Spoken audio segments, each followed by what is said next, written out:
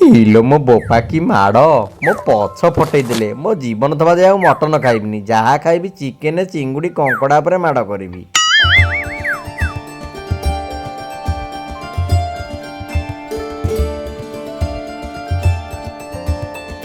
ହେଇଟି ଜୋଇ ପୁଅ, ତମ ଶାଶୁମା ଯାଇଛନ୍ତି ତାଙ୍କ ଫାଦର ଘରକୁ ବୁଲିବାକୁ।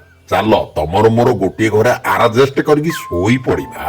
ହଁ ବାପା, ମୁଁ ଯାଉଛି।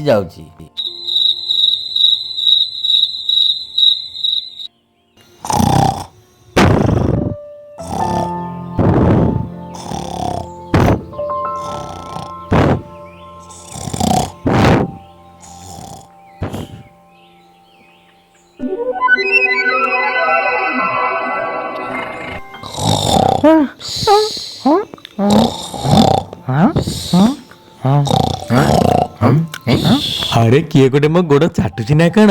ସତରେ ନା ମୁଁ ସପନ ଦେଖୁଛି ବା। ଆଉ ବଢିଆ ଲାଗୁଛି। ଆହା